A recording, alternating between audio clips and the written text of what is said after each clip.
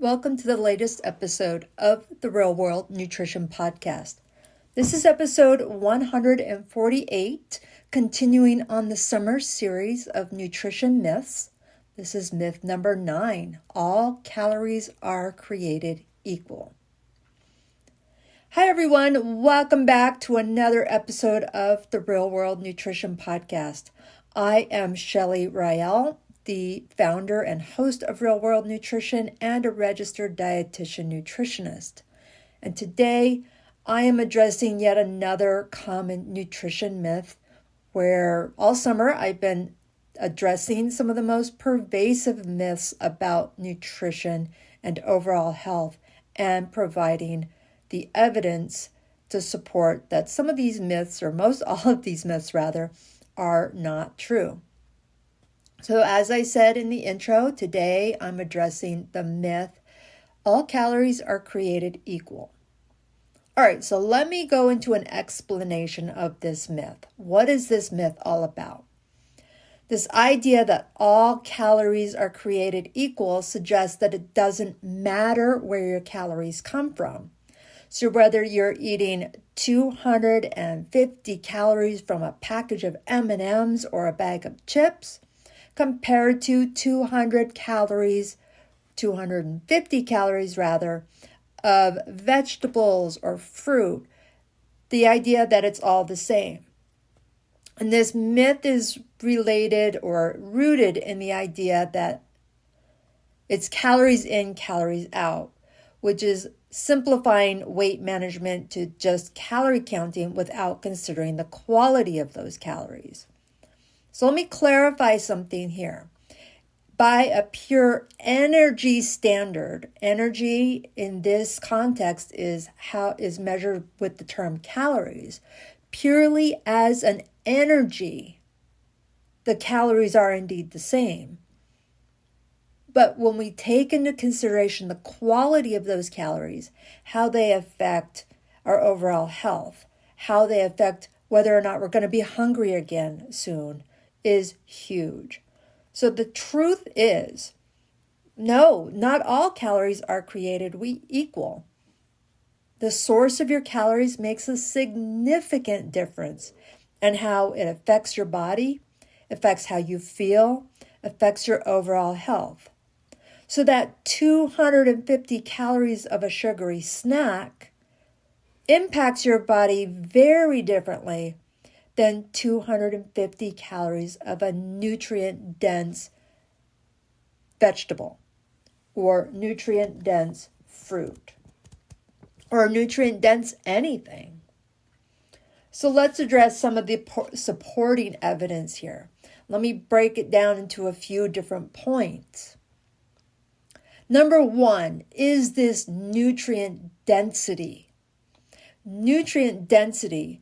So foods vary in their nutrient density. So fruits and vegetables and whole grains and lean protein sources have vitamins, minerals, fiber, and other beneficial compounds compared to a sugary snack or a highly processed food, highly processed meaning these packaged snacks that tend to be lower in overall nutrients, often high in calories, but what we refer to as nutrient poor. Number 2, the impact on satiety. So satiety meaning that feeling of fullness, feeling of satisfaction. Foods higher in fiber and higher in protein tend to keep you feeling fuller longer, thereby reducing overall calorie intake. So, for example, if you have a meal with whole grains and vegetables and some protein such as chicken or even lean beef, fish, that meal is going to satisfy you more and a lot longer than the same amount of calories as a sugary treat. And then number 3, the metabolic response. different foods elicit a different metabolic response. So high sugar foods can contribute to a rapid spike and then a subsequent drop in blood sugar levels. And this can lead to an increased feeling of hunger, leading to overeating. Conversely, complex carbohydrates and proteins provide a steady release of energy. So an example I've used many times in the past for years. So a lot of times people will tell me, this is 100% true, and you may have heard it, that they don't eat carrots because of all the sugar. Yet at the same time, there'll be people who will eat, and I'm just picking on M&Ms. I love M&Ms. They'll eat that. So there's definitely a different metabolic response. So let me clarify something here. A package of M&Ms that equals about 240, 250 calories has a lot of sugar. If it's peanut M&Ms, it'll have a little bit of protein, but really not a whole lot. And think about what that might look like. That maybe is, if we're lucky, 2 handfuls of M&Ms, maybe 30 M&Ms. I really don't know off the top of my head. I just get the package and eat them without counting. But to get that same calorie intake, you would need to eat a pound of carrots. Most people are not going to eat a pound of carrots in one sitting. And even if they did, they'd be getting a whole bunch of vitamins, mineral, fiber, water, and not have the same metabolic response of that increase in sugar levels, blood sugar levels more specifically, and then the rapid decrease following. And most people would not feel as hungry following eating the 1 pound of carrots compared to the package of M&Ms. So that's just one of many possible examples. The other thing that I could say is calories a calorie, and even if we're talking oranges to oranges, if you had an 8-ounce glass of orange juice compared to how many oranges you would need to eat to have that same amount of calories, 2 or 3 oranges, or even if it's one whole orange, but it's not that one whole orange, even if it's a large one, is still going to be a lot fewer calories than orange juice, and you're going to get fiber in the whole orange if you have that. So again, even if you have something from the same calorie source, same food, if you have the juice compared to the whole fruit, there's going to be a different volume that you would have to consume to have the equal amount of calories. So in that case, not all calories are created equal. So let me talk about some practical tips here on choosing quality calories. So number 1, choose whole foods more often. This doesn't mean you have to exclude processed foods, but prioritize whole food, like unprocessed foods or minimally processed foods, like fruits, vegetables, whole grains, lean proteins, and healthy fats. Number 2, read labels. So pay attention to nutrition labels. Look for foods low in added sugars, foods high in fiber, foods high in protein. And it doesn't even need to be high in protein. Take a look at foods and make sure there's even protein in it. It doesn't need to be meat. There's lots of foods with protein and fiber, considering beans and nuts and seeds. Number 3, balance your plate.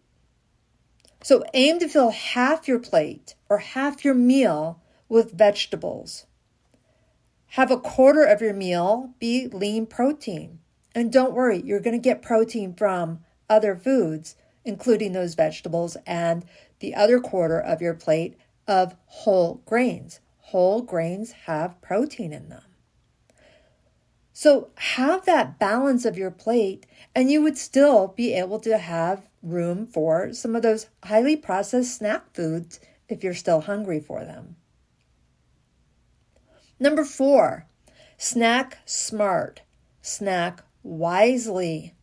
I mentioned some of these already, but choose nutrient-dense snacks like nuts, seeds, fruits, and vegetable instead of sugary or highly processed snacks.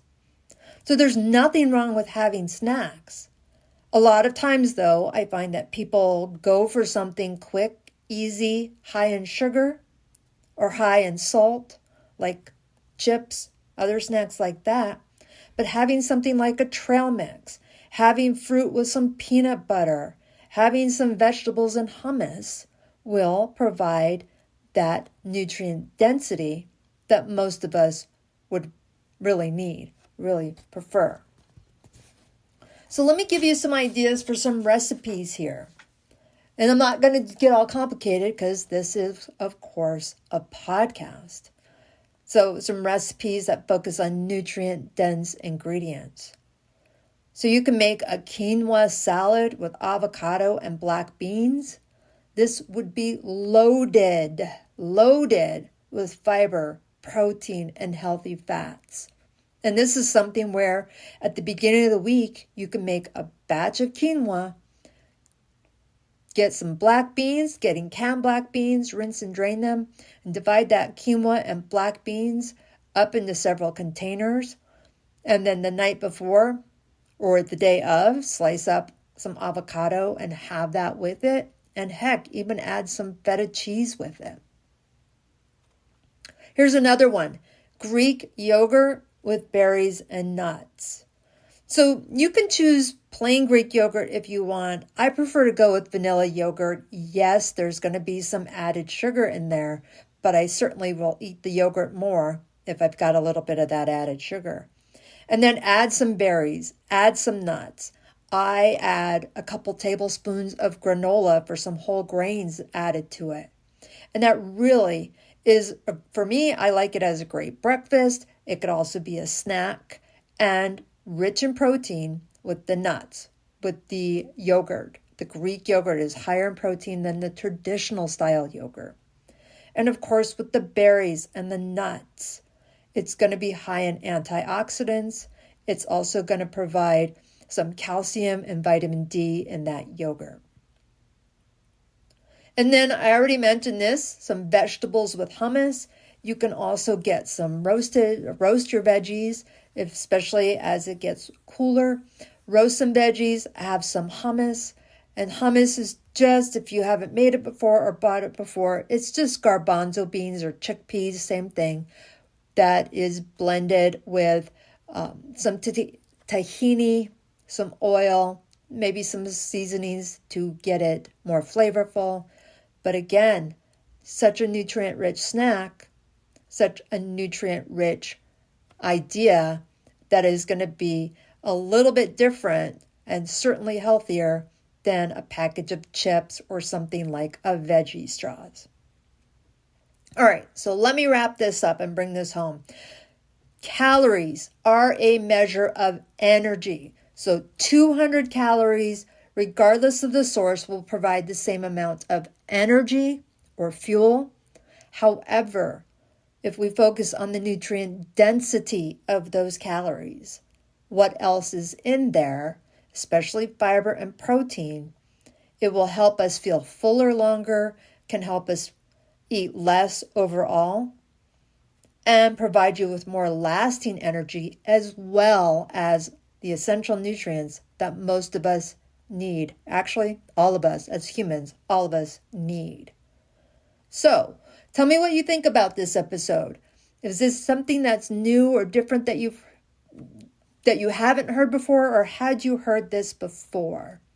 There are many examples I could give, but I just wanted to give you some of those examples there just to give you an idea of what is meant by the differences of different sources of calories, sources of energy, and what tends to happen when people tend to eat more highly processed snack type foods instead of focusing on the whole foods or the foods that we all know we need. People act like they didn't know we need to eat fruits and vegetables and whole grains. So share that with me. I would love to hear from you. And if you want to get this into your podcast feed every single week, I encourage you to follow the Real World Nutrition Podcast wherever you're listening to this. And you can head on over to my website, shelleyryel.com, which is linked in the show notes, and subscribe to my newsletter and see the blogs that I also post each and every week on my website. I post a blog 3 times a week on there for your information, absolutely free. All right, everyone. I hope you enjoyed this episode, and I will leave you with that. Take care and bye for now.